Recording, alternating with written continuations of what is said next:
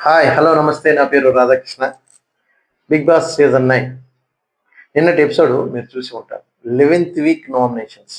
అంటే అప్పుడే సీజన్ అయిపోవడానికి దగ్గరలో ఇంకా 4 వీక్స్ ఉన్నాయంతేను. ఇంకా 2 వారాలు మనం నామినేషన్స్ ఉంటాయి. ఇంకా 14th week, 15th week 2 nominations ఉండవు. అది అందులో ఒకటి ఫ్యామిలీ వీక్ ఇంకా అయిపోయింది. ఇంకా బిగ్ బాస్ సీజన్ 9 ఇంకా ముగింపు దశకి వచ్చేసింది. కనుక మన రివ్యూని కొంచెం లెంతీగానే అంటే విశ్లేషణాత్మకంగా చెప్పుకుందాం. ఈరోజు నామినేషన్స్కి వెళ్ళే ముందు మనకి ఎపిసోడ్లోనే చూపించడం జరిగింది. ఏం చూపించాడు అంటే నైట్ నాగార్జున గారు వెళ్ళిపోయిన తర్వాత నైట్ కొన్ని అర్ధరాత్రి డిస్కషన్స్ కొన్ని జరిగాయి. అవన్నీ మనకి చూపించాడు తెల్లవారి. ఏం జరిగింది ఏంటంటే అక్కడ ఒక ఇంట్రెస్టింగ్ డ్రైవ్ అయితే జరిగింది. ఏదంటే ఎమోషనల్గా పవన్ ఏదైతే రీతుని నామినేట్ చేశాను కదా, ఆ రీతుని నామినేట్ చేసిన పవన్కి ముందే కొంచెం ఎక్సర్సైజ్ అనేది జరిగిపోయింది. అది ఎలా జరిగింది? రాత్రి వాళ్ళ డిస్కషన్స్ అయిపోయిన తర్వాత ఇమ్మును కళ్యాణ్ కొంత డిస్కషన్ చేసిన తర్వాత పవన్ కళ్యాణ్ వస్తాడు. కళ్యాణ్ పడాలా అదే వచ్చిన తర్వాత కళ్యాణ్ వచ్చిన తర్వాత రీతు దగ్గరికి ఏం మాట్లాడారు ఏంటి అనే డిస్కషన్ అడిగితే కళ్యాణ్ ఏం చెప్తాడు, పవన్ ఏమో లేచి వెళ్ళి ఇంకో బెడ్ మీద పడుకుంటే అంటాడు, "ఒరేయ్ నువ్వు చిన్నపిల్లాడివి, నువ్వు పక్కకెళ్ళరా." ఆ చిన్నపిల్లాడివి నువ్వు వినకూడదు అనే మాట పవన్కి హర్ట్ అయింది. హర్ట్ అవగానే రీతు అక్కడ సమర్థించకుండా వదిలేసిందని ఆయన వాదన. క్యాజువల్‌గా సరదాగా అన్ని మాట కదా, దానికి సీరియస్‌గా ఎందుకు తీసుకుంటావు అన్నది రీతు వాదన. వీళ్ళిద్దరి వాదనలోని ఎవరి తాలూకా దిది బావుంది అనేది మీరు జెన్యూన్‌గా ఆలోచన చేసి మీరు ఎపిసోడ్ చూసారు కాబట్టి మీకేమేం అనిపించింది అనేది కామెంట్ సెక్షన్‌లో కామెంట్ చేయండి. అంటే రీతు జెన్యూన్‌గా ఉందా? పవన్ జెన్యూన్‌గా ఉన్నాడా? వీళ్ళిద్దరిలో ఎవరి తాలూకాది బాగున్నాయి ఫీలింగ్స్ అనేవి ఎవరి తాలూకు కరెక్ట్‌గా అంటే జెన్యూన్‌గా ఉన్నాయి అనేది మీరు కామెంట్ సెక్షన్‌లో కామెంట్ చేయండి. ఎందుకంటే మీరు తప్పకుండా కామెంట్ చేయాలి. ఎందుకంటే ఆహ్, నాకు తెలుస్తుంది ఈ కామెంట్స్ ఎన్నొచ్చాయని. అలాగే మన రివ్యూస్ చూస్తున్నారు కదా! లైకు, లైక్ ఒకటి కొట్టండి. లైక్ కొట్టి స్టార్ట్ చేయండి. అలాగే కామెంట్ కూడా చేయండి. సార్ చెయ్యండి. ఆ! లైక్ చేయండి. లైక్ చేయండి. ఓకే. ఆ!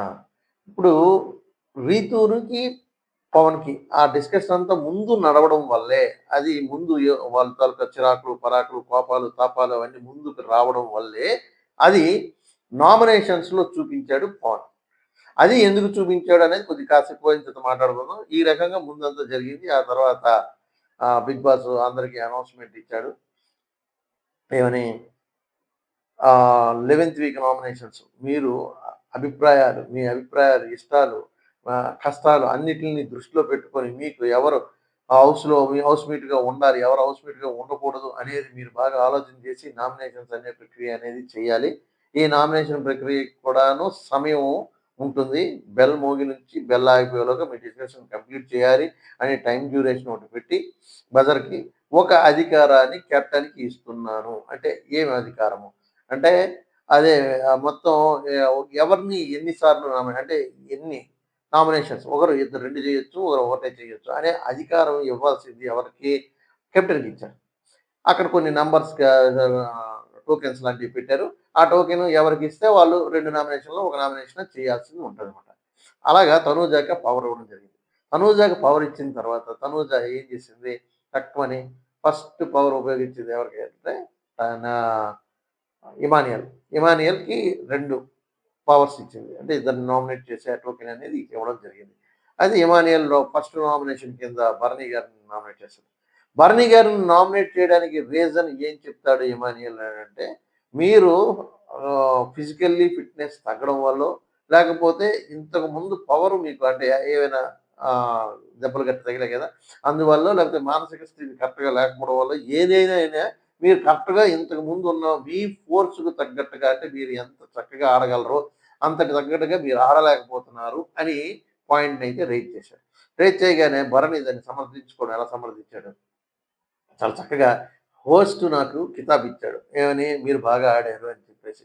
అలాంటిది నేను ఆడలేదని నువ్వు అంటున్నావు ఎలా ఇమానియల్ అనంటే, నేను హోస్ట్ చెప్పినంత మాత్రాన కాదు కదా!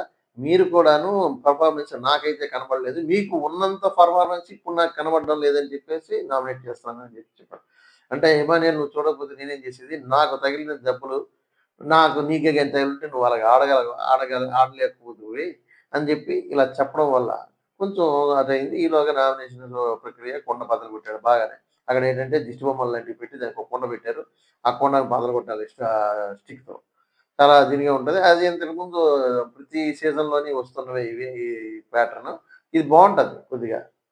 అందుకంటే ఒక్కొక్కరికి యాటిట్యూడ్ ఉంటది. అంటే ఆ స్టిక్ బద్దలుగొట్టేటప్పుడు గాని, మాట్లాడేటప్పుడు గాని, ఆ స్టైలు, యాటిట్యూడ్‌తో ఎళ్లి కొట్టే విధానం ఉంటది కాబట్టి కొంచెం బావుంటది. అంటే నామినేషన్‌లు జనరల్‌గా చూసిన దానికన్నా ఈ ఈసారి కొద్దిగా ఎవరి తాలూకా ఎలా ఉన్నాయి, ఏంటి, ఎంత యాటిట్యూడ్‌గా ఉన్నారనేది తెలుస్తది. అలాగా నెక్స్ట్ నెక్స్ట్ నామినేషన్ అలాగా ఒక్కొక్కళ్ళని నామినేషన్ చేసుకున్నారు. పవన్ అలాగే ఇద్దరు ధీమన్ పవన్‌కి ఇద్దరు నామినేషన్ చేసే అవకాశం వచ్చింది.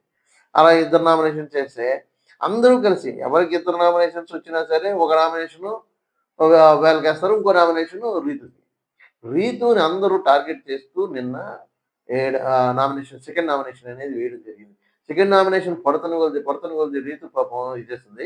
అయితే ఎవరు నామినేట్ చేసినా పర్వాలేదు గానీ, పవన్ నామినేట్ చేయడం అనేది రీతు బాగా హర్ట్ అయింది. ఎందుకంటే తనకి ఒక రీజన్ చెప్తాడు. అంటే ఎవరో ఒకరొచ్చి నీ దగ్గరికొస్తే నన్ను పంపించేస్తావా? అలాగైతే నువ్వు నాకు అక్కర్లేదనే మాటలు మాట్లాడతాడు పవన్. అయితే అలా మాట్లాడడం అనేది కొంచెం కష్టతరమే. ఎవరైనా మనసుకు తీసుకోవాల్సిన కష్టమే. ఎందుకంటే అది ఒక రకంగా ఆలోచన చేస్తే నువ్వు నన్ను అవాయిడ్ చేస్తున్నావు అనేది ఒకటుంటది. రెండోది చూస్తే అనుమానం కూడా ఉంటది. అది పవన్‌కైతే ఇలాగ మాట్లాడి నామినేట్ చేయడం అనేది అది మైనస్ అవుతుంది. ఎందుకంటే పవన్‌కి చాలా చక్కగా ఇంతకుముందు ఆడాడు. మొన్న హైపొచ్చింది. చక్కగా ఆడుతాడు అని చెప్పి. కానీ ఇలాంటి మాటల వల్ల పవన్‌కి నెగెటివే వస్తది. ఇలాంటివి సర్దుకోకపోతే పవన్ అలాగా బ్యాక్ అయిపోతుంటాడు. బ్యాడ్ అయిపోతుంటాడు. దీనివల్ల రీతూకి ప్లస్ అవుతుంది. దాన్ని అడ్వాంటేజ్ తీసుకొని రీతు అసలు పవన్‌కి ఆర్గ్యూ చేయలే. ఆ మాటలు అసలు ఆర్గ్యూ చేయకుండా సైలెంట్‌గా నీ నామినేషన్ నేను తీసుకోలేకపోతున్నాను అంటున్నది తప్పితే, నువ్వు నామినేట్ చేసి చెప్పడం కాదు. నువ్వు మామూలుగా చెప్పాలి అని రీతు అన్నది తప్పితే, దాని గురించి డిస్కషన్ పెట్టలేదు. అది అది ఒక రకమైన రీతుకు ప్లస్సే. ఎందుకంటే అది అలాగే డ్రైవ్ చేయాలి. దాన్నే మెచ్యూర్డ్ మైండ్ అంటారు. అంటే ఎక్కడ మనం ఉపయోగించాలి ఆట తీరు కూడా బ్రహ్మాండంగా ఎక్కడ మనం ఉపయోగించాలి, ఎలా మైండ్‌ని ఉపయోగించి ఎక్కడ మనం సర్దుకోవాలి, ఎలా మనసులు గెలుచుకోవాలి, ఆడియన్స్ విపరీతమైన అప్లాజ్ వస్తది రీతుకైతే. మంచి మైలేజ్, మంచి ఫుటేజ్. ఇది వరుస సాటర్‌డే ఎపిసోడ్‌లో పడింది, సండే ఎపిసోడ్‌లో పడింది, మండే మొత్తం 3 రోజులు కూడాను రీతుకి మంచి ఎపిసోడ్‌లయితే పడ్డాయి. రీతుకి మంచి అప్లాజ్ అయితే వస్తుంది. ఇంకా అందులోని అయితే నామినేషన్‌లో ఉంటే బాగుండు. ఉండకుండా అయిపోయింది నామినేషన్‌లో. అది ఎందుకయిందనేది మళ్ళీ మనం చెప్పుకుందాము. నెక్స్ట్ తర్వాత భరణి గారి నామినేషన్ వచ్చింది. భరణి గారు ఇమాన్యుయల్‌కి చేస్తారు నామినేషన్. పవన్ కళ్యాణ్‌కి నామినేషన్ వస్తది. పవన్ కళ్యాణ్ ధీమన్ పవన్‌కి వేస్తాడు నామినేషన్. అలాగే సంజన గారికి ఒక నామినేషన్ వేస్తాడు. అలా సంజన గారు పవన్ కళ్యాణ్‌కి వేస్తారు. ఇలా ఒక్కొక్క నామినేషన్ చేశారు. మరొక నామినేషన్ చెప్పుకోవాల్సిన నామినేషన్ ఏంటంటే నెక్స్ట్ సుమన్ శెట్టి. సో, ఆఖరికి అందరి నామినేషన్‌లు అయిపోయిన తర్వాత సుమన్ శెట్టి మిగిలిపోతాడా? సుమన్ శెట్టి ఒక నామినేషన్ బ్రహ్మాండంగా చేస్తాడు. ఎలా చేస్తాడంటే కళ్యాణ్ చేస్తాడు. ఆ ఫోర్స్ కూడా ఉంటది అందులో. సుమన్ శెట్టి చేసిన దాంట్లో ఫోర్స్ కూడా ఉంటుంది. ఎందుకంటే టవర్లు కట్టేటప్పుడు గేమ్ ఆడారు కదా! కళ్యాణ్ సంచాలకుడు. టవర్లు కట్టేటప్పుడు నువ్వు స్ట్రెయిట్‌గా ఉంటేనే ఇస్తాను లేకపోతే ఇవ్వను అని అంటే అక్కడ నేను గెలిచేవాడిని. అది నేను కూడా సర్దుకునేవాడిని. ఆ సర్దుకోవడం అస్సలు ఇదయింది. నీకు హోస్ట్ కూడా చెప్పారు సంచాలకుగా నువ్వు ఫెయిల్ అని. అందు గురించి నిన్ను నామినేట్ చేస్తాను. దాంట్లో వాదన, ఫోర్సు నేను నీ మాట వినలేదా? నేను అక్కడే ఉండి విన్నాను. నువ్వు చెప్పింది ప్రతీదీ విన్నాను. నువ్వు చెప్పిన తర్వాతే నేను చేశాను. అయినా సరే నువ్వు నాకు ఇచ్చేయకుండా చేసావనంటే, అయితే వీడియోలో అయితే చూపించారు కదా! సంజన గారు క్లియర్‌గా ముందు బాక్స్ ఏసారు. తర్వాత నువ్వేసావని చూపించారు కాబట్టి, అది అయింది. ఏదో గెలిచారు. దానికి నామినేషన్ సుమన్ శెట్టి చేసారు. దానికి బావుంటది అఫ్‌కోర్స్. అంటే సుమన్ శెట్టి యాటిట్యూడ్ అది ఆ స్టైలు, కోపం, అగ్రెసివ్‌నెస్ కొద్దిగా బావుంటది. అది దాని గురించి మాట్లాడుకోవాలి. ఇంకో విషయం చెప్పుకోవాలంటే, రీతు ఒక మంచి పథకాన్నేస్తది. ఎలాంటి పథకం అంటే దివ్యని నామినేట్ చేస్తది రీతు. అనగానే దివ్యకి నాకర్థమైందిలే నువ్వెందుకు నామినేట్ చేసావో. నీకందరూ నామినేట్ చేశారు. నువ్వు సేఫ్ జోన్‌లోకి రావాలి అనంటే నన్ను నామినేట్ చేసావు. ఇప్పుడు నన్ను రిస్క్‌లో పెట్టావు కదా! అని చెప్పేసి అన్నట్టుగా మాట్లాడుతది దివ్య. ఎందుకంటే ముందే గెస్ చేస్తది దివ్య కాబట్టి. కరెక్టే కరెక్టే. రీతు వేసిన నామినేషన్ కరెక్టే. ఎందుకంటే తను ఇప్పుడు రిస్క్‌లో ఉంటది. ఎందుకు నాకు రిస్క్‌లో ఉండదు. అయితే బిగ్ బాస్ ఒక రకమైన పవర్ ఇస్తాడు కెప్టెన్సీ. కెప్టెన్ గారు మీరు ఎవరినైనా ఒకరిని సేవ్ చేయొచ్చు మీకున్న అధికారంతో అని అనగానే, తనూజ కెప్టెన్ పవర్‌తోని రీతుని సేవ్ చేస్తది. ఎందుకంటే రీతుకి ఎలా సేవ్ చేస్తదంటే, "నువ్వు నీ ఆట మాత్రమే ఆడుకో. ఇక నుంచి నువ్వు బయట ఎవరితోని పెట్టుకోవద్దు. అంటే ఎవరితోని నీకు సంబంధాలు పెట్టుకొని నువ్వు ఇటు చేయొద్దు" అన్నట్టుగా చెప్తూ తనని సేవ్ చేసినే, "నువ్వు ఇక నుంచి నీ ఆట మాత్రమే మాట్లాడు ఆడుకో" అని చెప్పి చెప్తదనమాట. ఒక సజెషన్ లాగా ఇచ్చి తనని సేవ్ చేస్తది. సేవ్ చేసేయగానే రీతు తనకి సేవ్ చేసినందుకు థాంక్స్ అన్నట్టుగా ఒక రకమైన చెప్పుకొని వెళ్తారు. పవనేమో తనకి థాంక్ యూ చెప్తాడు. ఎందుకంటే రీతుని సేవ్ చేసావు కదా! అని చెప్పేసి. అయితే వీళ్ళిద్దరికీ ఒకరికొకరు అనుబంధం ఉంది.